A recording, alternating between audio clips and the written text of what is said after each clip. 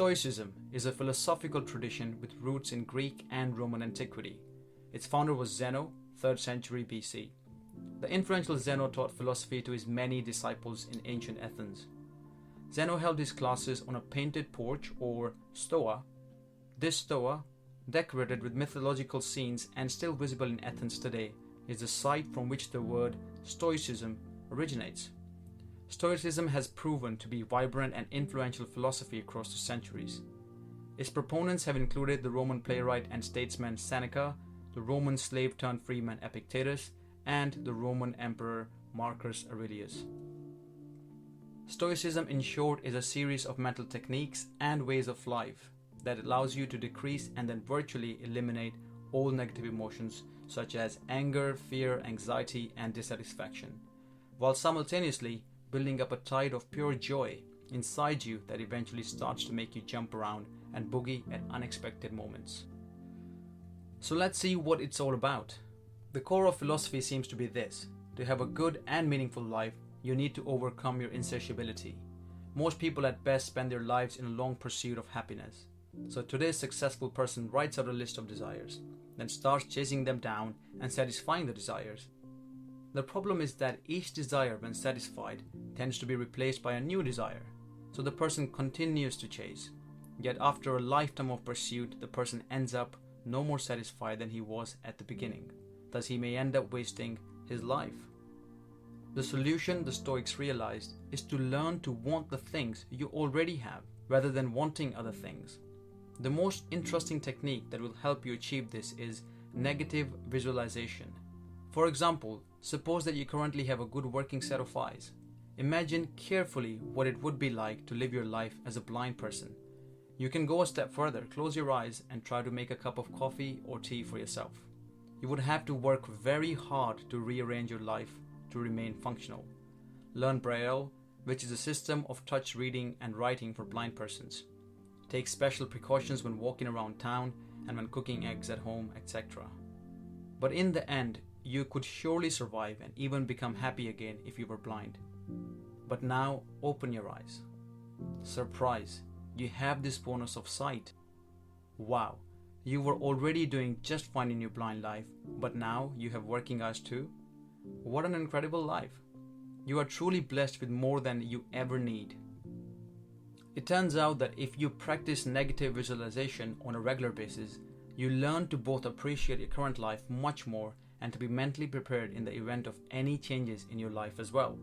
Loss of health, fortune, a loved one, etc. You have replaced negative emotions with satisfaction and even joy. The next great trick is the one that allows you to eliminate anxiety about the present and the future. That can be done by separating your worries into things that you can control and things you cannot control.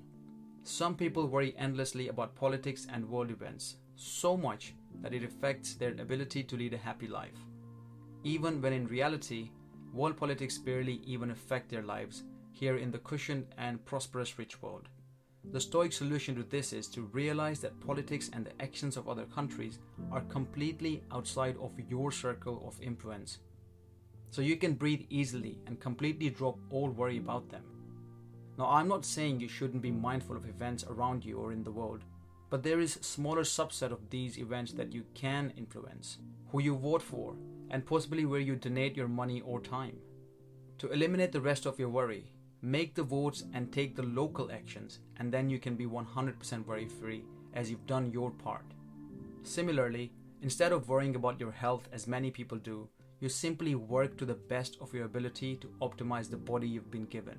Give your body the required fuel and the correct physical needs, and the matter is completely closed. You can confidently move on as you are doing the best you can in your ability. As an unexpected bonus, we now know that it is the act of worrying itself that causes many of a modern person's mental and physical problems. So by eliminating worry and taking action, you're providing yourself with a double boost. Moving from the mental to the physical. Stoics actually enjoy experimenting with voluntary discomfort. As a contemporary Stoic, you might make a point of seeing how long you can leave the air conditioning off on a summer day, or try hiking in bare feet instead of shoes occasionally to feel the land and force your feet to adapt to tougher conditions. It sounds absurd by modern standards until you realize that by doing this, you're actually broadening your comfort zone, even while you eliminate your fear of discomfort. Thanks to this practice, you are now able to enjoy yourself in a much broader range of temperature and appreciate the comfort of shoes when you do have them.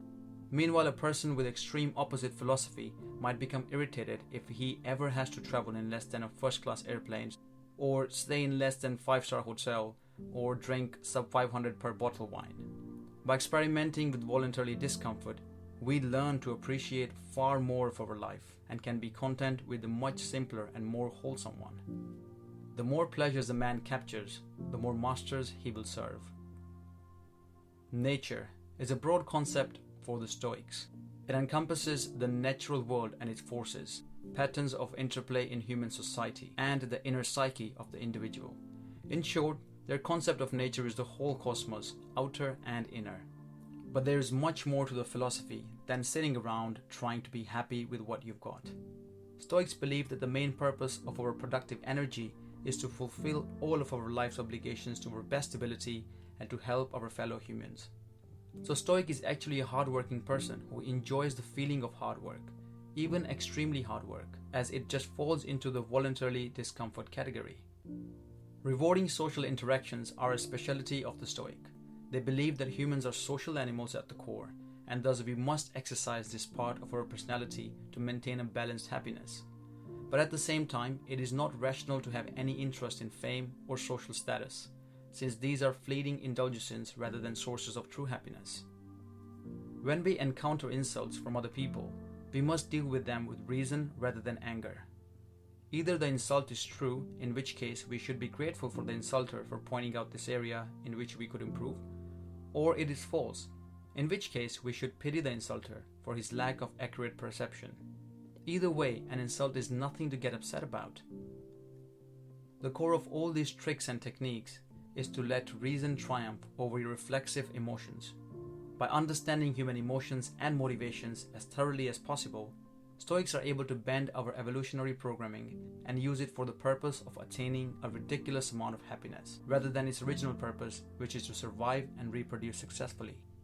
For example, our insatiable desire for more of everything is not a moral failing on the part of humans. It's a natural evolutionary program, just as simple as the programming that makes even you raise an eyebrow when you see an unusually curvaceous and sexy butt.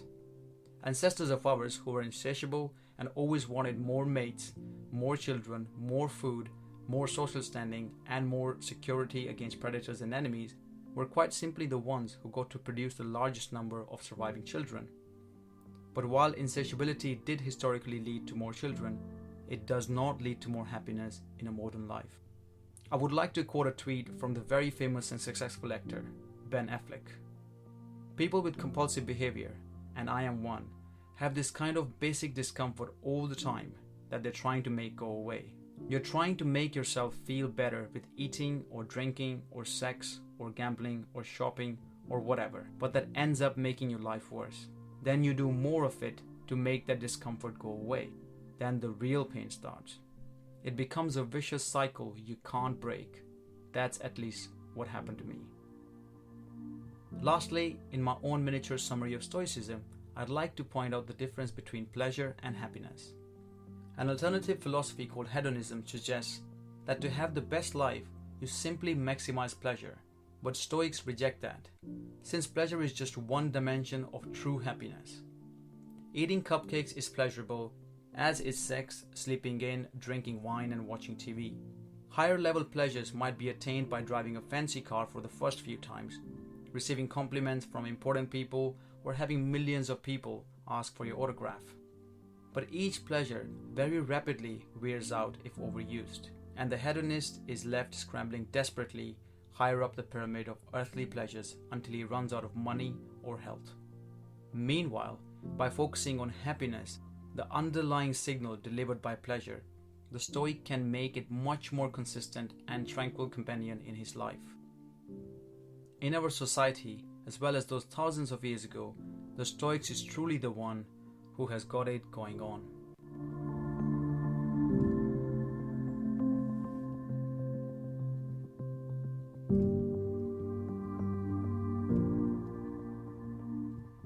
I hope you found this video helpful.